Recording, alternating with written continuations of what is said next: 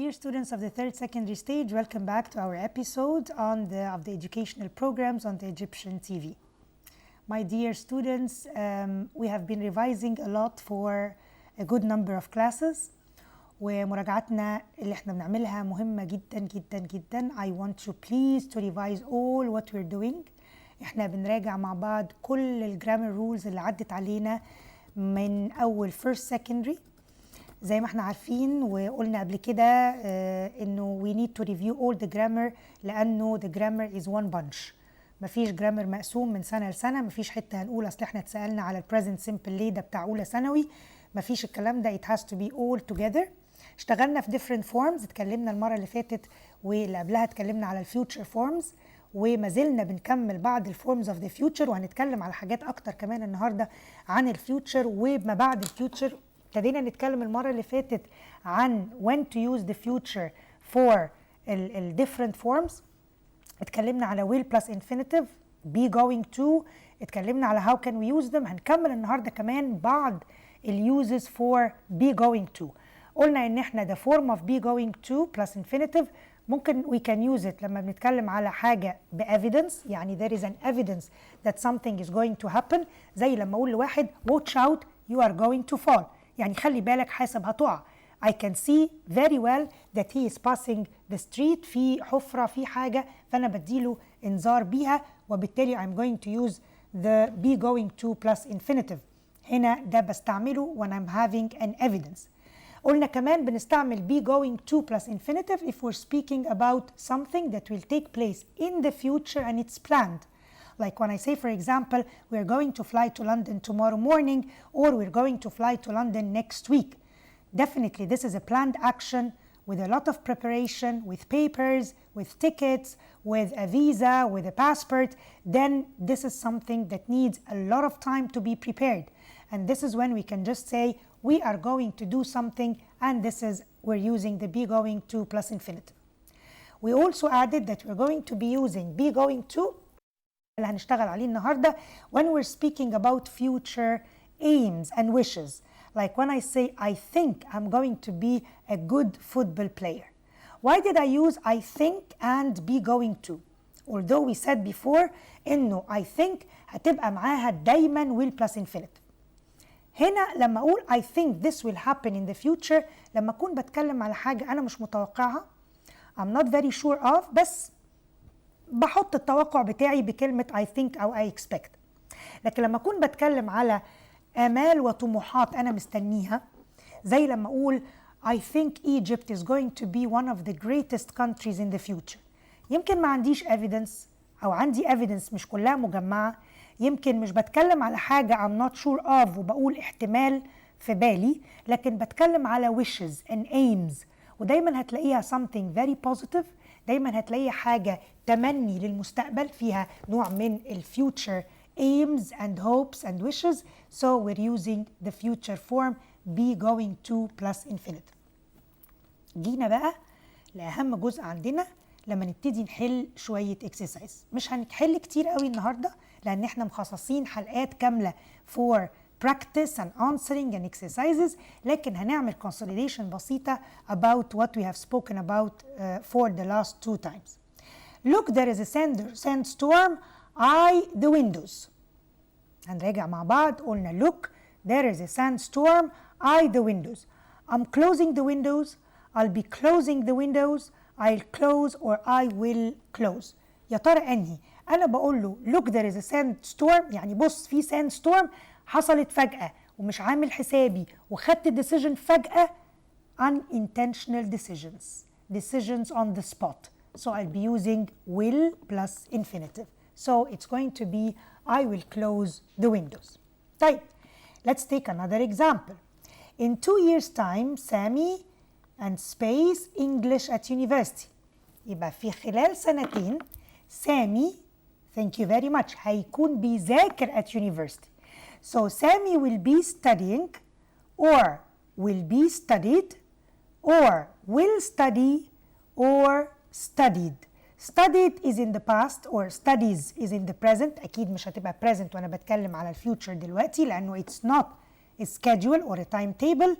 will study هتلخبطنا شوية لانه هيذاكر في اليونيفرسيتي. بس انا مش بقول he will study. نخلي بالنا من كلمة in 2 years time. and this is نحط خط عليها كده. this is one of the key words of the future continuous. الفيوتشر continuous اللي هو هيكون بيحصل in the future, in 2 years time, by the time, at this time tomorrow. التلاتة دول على طول معاهم future continuous. هنحط على طول he will be studying at university. He will be studying English at university. طيب I want to buy a new villa so I space save a lot of money. I want to buy a new villa. أنا عايز أشتري فيلا جديدة، فهعمل إيه؟ أنا هحوش. I going، أنا عندي I، وخلي بالي إنه في two forms شكل بعض، فاحنا بنختار وعندنا اوبشنز هتبقى قريبه من بعض واحنا بنختار. نخلي بالنا بليز، ممكن المستيك تبقى تايبو يعني تبقى كلمه مكتوبه غلط، ممكن تبقى verb ناقص حاجه احنا مش هناخد بالنا منها، زي ما عندنا going to و am going to. عيني لما تيجي على الاي ان جي هقول بس this is the right verb. بعد ما خلصنا جزء الفيوتشر اللي احنا اتكلمنا عليه، واتكلمنا على كل اليوزز of will plus infinitive be going to، واتكلمنا كمان about how can we use them and how can we link them by conjunctions in the middle to form two sentences with future and present. هنتكلم كمان على a different new lesson خالص، درس معانا جديد which is the reported speech. ناخد فاصل ونرجع مع بعض نكمل reported speech.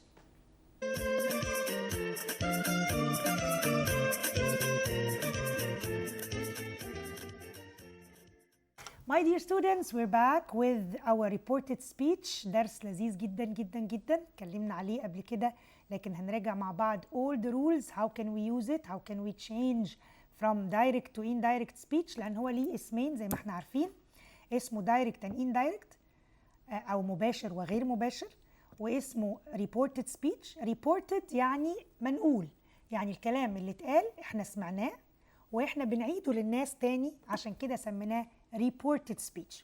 طيب how can we report the speech؟ نقدر نقول الكلام ازاي؟ لو حد بيقول انا عملت كذا، ما ينفعش اني اردد كلامه واقول انا عملت، فهبتدي اقول هو عمل كذا. How can we change from the direct speech into indirect speech؟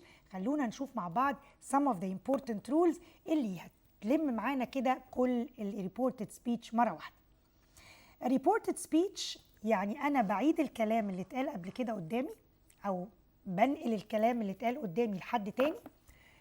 الكلام ده it can be sentences، يعني ممكن تبقى جمل عادية، جمل إخبارية عادية statements يعني. ممكن تكون questions، يعني أسئلة، حد سأل حاجة وأنا بعيد السؤال to other people. ممكن تكون reported words زي ما تبقى orders مثلا، زي ما بنسميها commands بعض الأوامر. ممكن تبقى requests يعني تبقى زي الطلب. ممكن تبقى imperatives وكأن هي زي الأوردرز اللي بنقولها. طب يا ترى كله are going to take the same form؟ أكيد لأ. طيب يا ترى إيه الأشكال بتاعتنا اللي عندنا؟ خلينا ناخد واحد واحد ونشوف how can we change from direct to indirect باستعمال الانفينيتيف فورمز. هنتكلم دلوقتي على how to give advice to people. ده مش الستيتمنتس، ده اللي احنا بنسميه to give advice لحد. زي لما اجي احط statement مثلا، او هغير من اوردر لاوردر. لو انا اديت اوردر لحد دلوقتي وجيت قلت له do this open the door، التيتشر قاعد في الكلاس وقال لواحد من الستودنتس open your book. how can I use the same form اللي هو open the book واقول التيتشر امرته او قالت له open the book؟ how am I gonna use it؟ so we're going to say the teacher told him or ordered him. طب وهعمل ايه بعد كده؟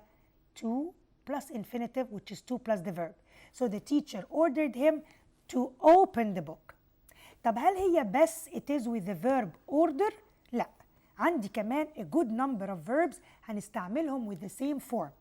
لو أنا قلت advised، يعني أنا بكلم حد من أصحابي وبقول له for example you have to see a doctor، فهو يقدر يقول he advised me وبعدين to see a doctor. أنا غيرت الفورم، أنا ما نقلتش الكلام هو بالظبط you have to إني أقول he had to، لا، أنا خدت نفس الكلام، فهمت إن he is giving me an advice، وده اللي بنتكلم عليه السنة دي يا جماعة. English is فهم. English is not studying. مش هينفع نحفظ لقيت دي كذا تكتبها كذا، خلاص this is over.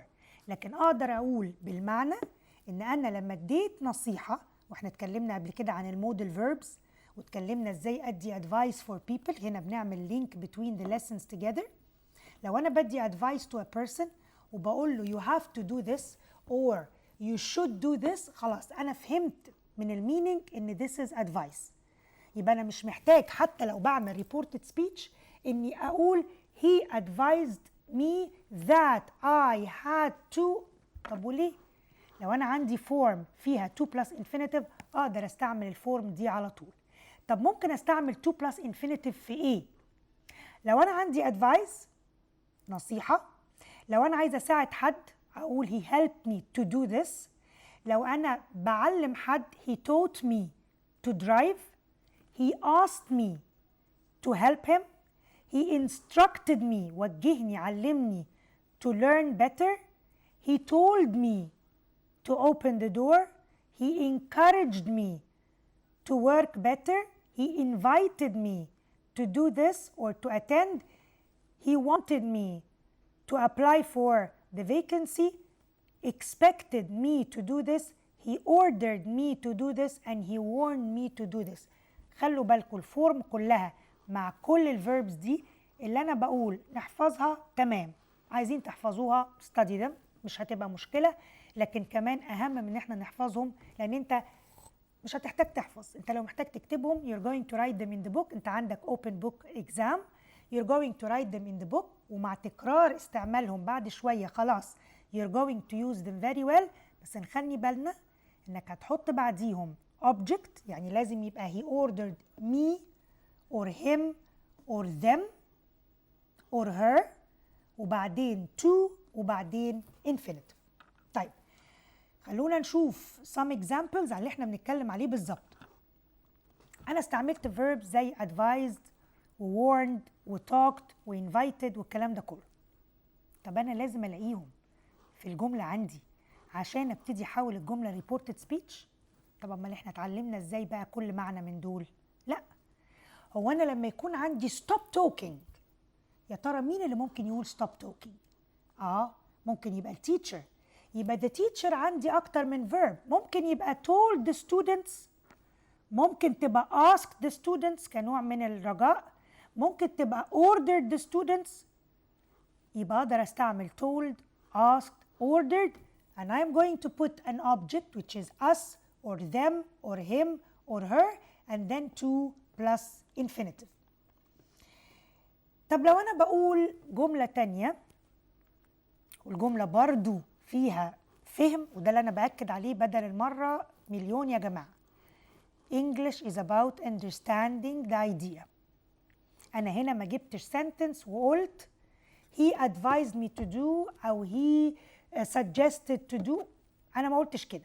أنا بقول if I were you I would have a holiday and relax. لو أنا مكانك كنت أخدت holiday وريحت نفسي شوية. طب يا ترى أنا هنا بعمل إيه؟ لو أنا بقول لك if I were you كنت عملت كذا. بالظبط، أنا ممكن أكون بنصحك، أنا ممكن أكون بقول لك، أنا ممكن أكون بقترح عليك. طيب يا ترى أكتب فيها إيه؟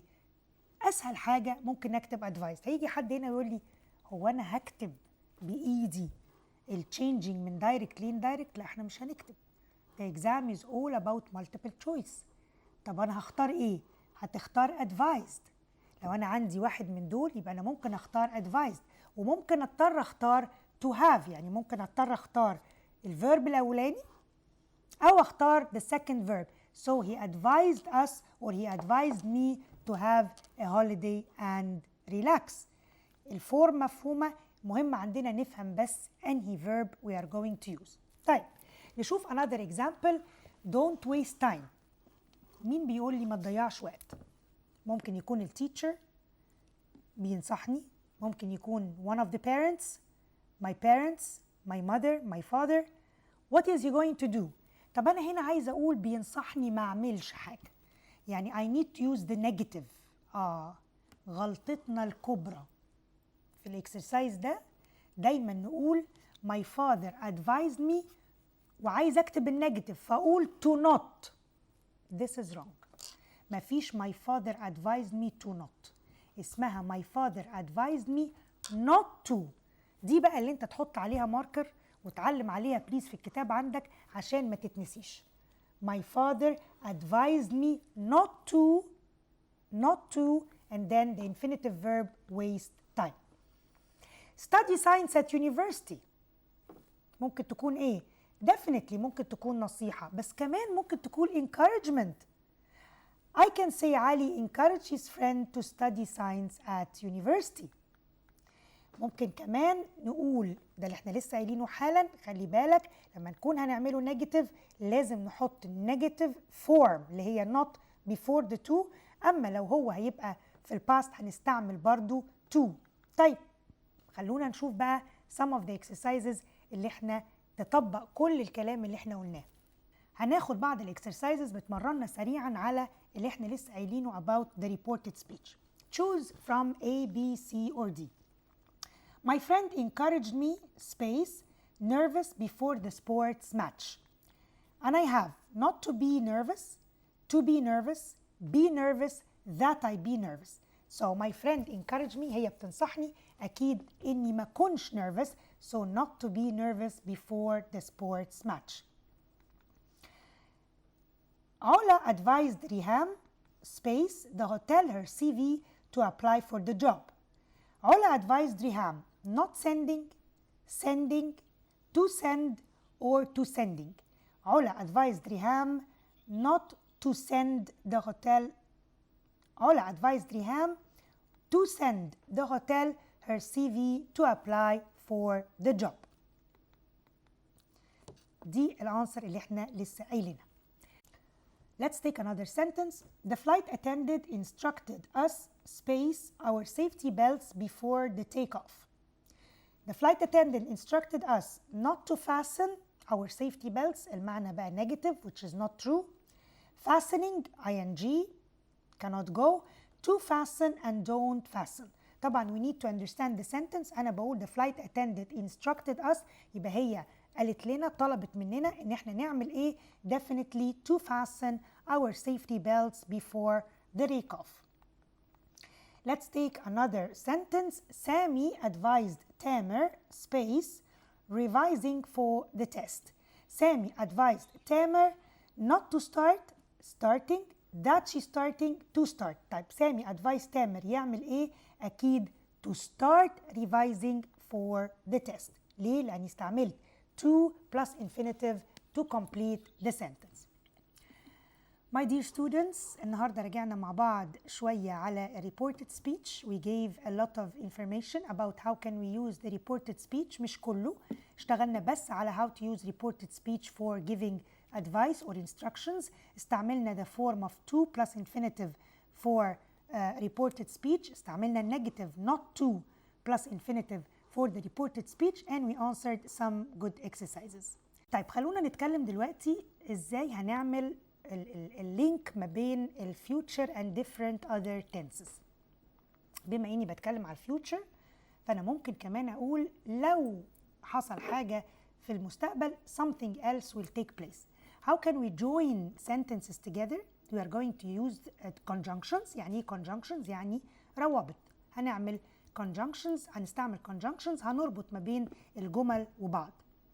Are they going to be all in the future simple؟ هنشوف مع بعض ازاي we can join the sentences. مبدئيا they are going to be in the future sense يعني معناهم future، لكن يا ترى هيبقى future كل السنتنس ولا future ومعاها tense تاني. If you're going to use future forms فاحنا عندنا ال will be going to، عندنا will، عندنا be going to، وعندنا الانفينيتيف. طب what are the words or the linking words that we can use to join two sentences in the future؟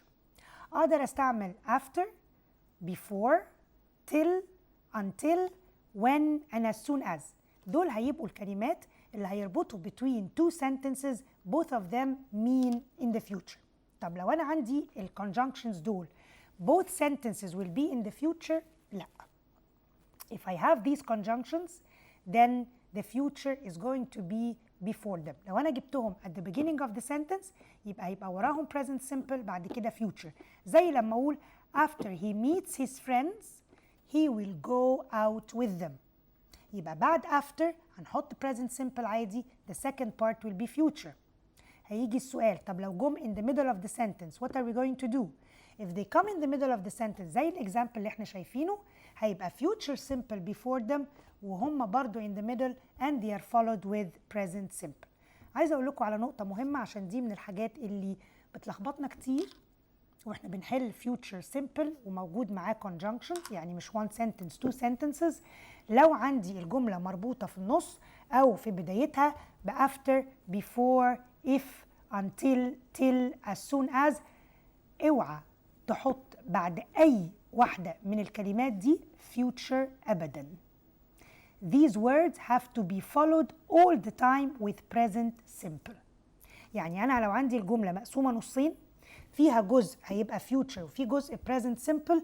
present simple is to follow these words على طول والfuture simple هيبقى يا إما في الجزء التاني قبله يا في الجزء التاني بعده يعني in the second part of the sentence.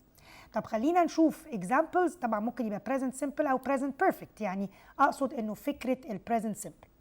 لو أنا قلت after أحمد finishes or has finished his exams I will take him for a picnic. أخلي بالي عندي after it has to be followed with present or present perfect. On the other side I'm gonna be using the will plus infinitive to have the future form. مش هينفع أبدا نستعمل after before as soon as until when أي حاجة من دول وأحط بعديهم will في الفيوتشر لأنه في حد بيترجم اللي بيترجم بالعربي هيقول كده هيقول بعد ما هيخلص الامتحان هيروح مع صحابه يخرج. فأنا متخيل إنه بعد ما يخلص ده future وهيروح مع صحابه يخرج ده future تاني فأروح حاطط ده will plus infinitive وده كمان will plus infinitive. Sorry, this is wrong. The words after كل الكلمات linking words اللي قلناهم الverb has to be in the present or the present perfect. الناحية التانية هي اللي يبقى فيها future form. يعني لو احنا قلنا دلوقتي for example the manager is going to see you as soon as he comes out of the meeting. تاني as soon as is in the middle of the sentence followed by the present simple.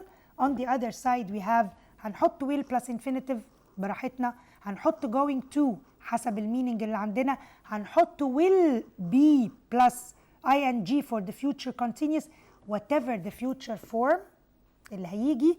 الناحية التانية اللي عندي after the conjunction there has to be a present or a present perfect form. طب لو أنا ما عنديش verb تاني معاه subject يعني لو أنا ما قلتش if this happens أو after this happens يعني لو ما عنديش جملتين مبنيين على بعض حاجة زي السنتنس اللي عندي دلوقتي اللي بتقول call me back or call me as soon as you get back ولا أي حاجة برضو عندي as soon as اللي هي one of the conjunctions اللي اتكلمنا عليهم it's going to be followed with the present simple. طب والناحية التانية عندي options كتير عندي will plus infinitive مفيش مشكلة لو أنا عندي subject عندي be going to plus infinitive if I am going to have a subject as well or I can have the verb in the imperative form like call me as soon as you come back drink once you feel hungry do this or call me when you arrive home. هل في future؟ الفيوتشر في السنس الفيوتشر في المعنى مش future as لازم الاقي will plus infinitive or be going to plus infinitive عشان اقول ان ده future. الموضوع مختلف. It depends on how I get the sense of the sentence. لو انا قلت هنا نخلي بالنا ودي sentence مهمة لو انا ما عنديش subject and it's an order then I can use present simple as you can see after as soon as and again it is future meaning but present simple form.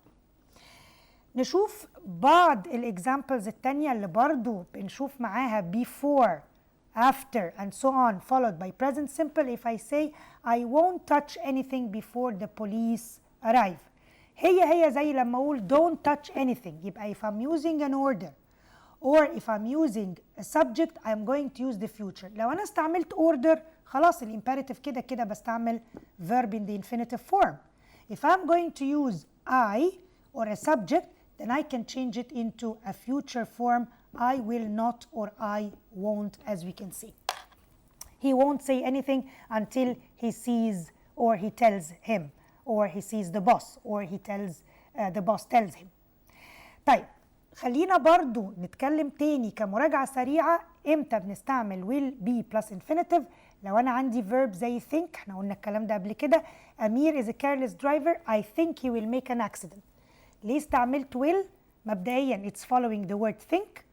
think يعني I'm not sure about what will happen، أنا مش متأكد، وبالتالي حطيت I will. حد هنا هيقول لي طب وده هيبقى سؤال ذكي قوي، لو أنا ما عنديش I think هل ممكن كنت أقول he is going to make an accident؟ أيوة. ليه؟ لأنه لو أنا قلت أمير is a careless driver بقت دي indication and evidence about the present، أنا بدي نوع من التنبؤ إنه he is a careless driver، وبالتالي الأكشن اللي هتبقى following he is going to make an accident one day. طب أنا ليه هنا ما استعملتش he is going to؟ لأن أنا حطيت قبلها I think. If I put I think, I believe, I expect, it seems، يبقى أنا I'm not really sure of what's going to happen. And if I'm not going to feel assurance 100% that this is going to happen, then I cannot use bravo. I cannot use be going to.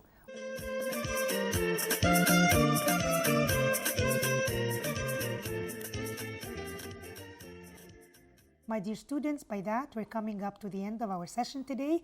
Very happy to be with you, and we're always waiting for you every time.